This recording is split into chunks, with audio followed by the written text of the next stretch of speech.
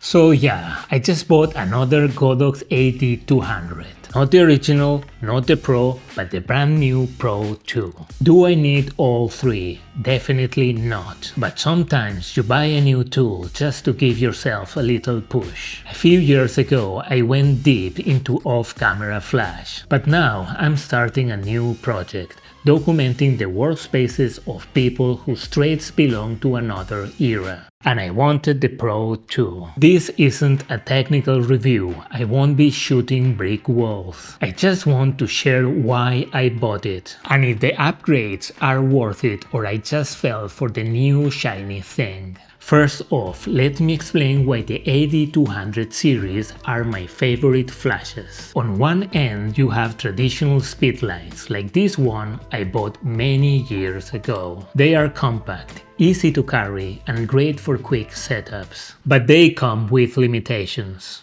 First, you're stuck with a Fresnel head, which gives you a directional, harsh beam. That can work in some cases, but is far from ideal when you want soft, even lighting. And second, they lack the power and refresh rates needed for longer multi-take sessions, especially if you're bouncing light off modifiers. And when it comes to light quality, nothing beats the omnidirectional glow of a bare bulb, something the AD200s offer and speedlights don't. I might try some of the new speedlights as a minimal travel light or as a secondary light down the line, but for now they are not part of the plan. Even the AD100 Pro, which improves on refresh rate compared to traditional speedlights, still feels like a step down. Not because it's underpowered or slow, but because it lacks a proper bare bulb. Then there is the other end of the spectrum, flashes like the AD400 Pro. They give you more power, no doubt, but they are bulkier, heavier and honestly overkill for the kind of work I do. Most of my shots are indoors where I don't need so much wattage and I want to travel light, so those models are off the table. The AD200s hit the sweet spot for me. They pack more power than I usually need, which is actually perfect when you're shooting a lot of frames in one session and want consistent output with fast recycling times. They also have enough punch to handle outdoor setups, especially around golden hour. I'm not trying to overpower the sun, but for a sunset setup it's absolutely doable. And best of all, they come with a bare bulb head, which is hands down my favorite tool for natural looking soft light. My name is Jose Alcoy. I share tips on off-camera flash photography. You can grab my free one light setup guide for dramatic portraits. The link is in the description.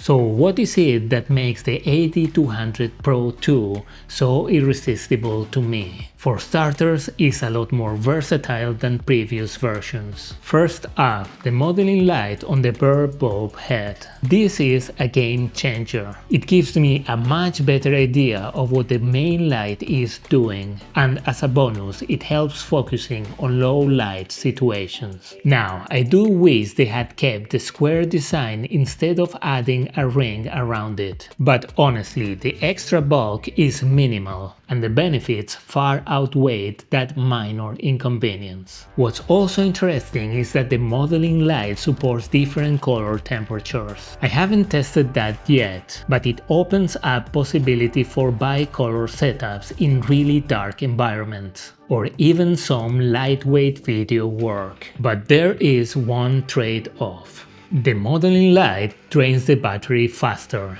One of the things I loved about the AD200 line was how much the batteries lasted. That said, I will probably leave my old AD200 at home now, which frees up a battery to bring along. And speaking of batteries, the new charger is a very welcome upgrade. The old one always made me hesitate, should I pack it or not? This one's compact and a no-brainer to include, even when packing light. Another improvement that matters, the minimum power is now 1512. That's one stop lower than the Pro and 2 stops lower than the original AD200, and it's perfect for low light portraits where I just want a kiss of light. There are a few other upgrades too, like faster refresh times, more stable output, and 1/10 increments of light. They are not essential to me, but definitely make the package more appealing.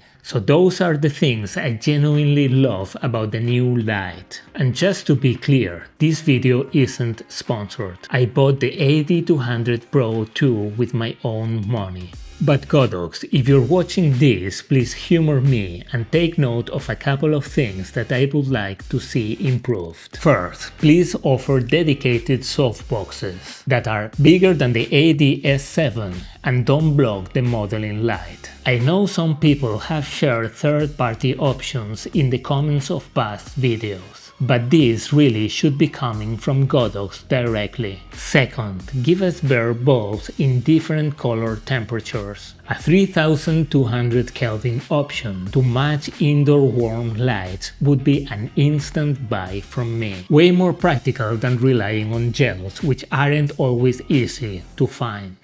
By the way, I also picked up the new X3 transmitter to go with this light. Let me know in the comments if you want to hear my thoughts on how it compares to the original X Pro. I've heard mixed reviews, but honestly I think I will be happy switching to this smaller version. And that reminds me, I need to order a new AD15 protective cover for the flash tube. I will drop links to all the gear I mentioned in the description. Alright, that's enough gear talk for now. Hit subscribe if you want more content on environmental portrait photography, and check out this video next, where I break down how I got a solid portrait using just an AD200 and a tiny softbox.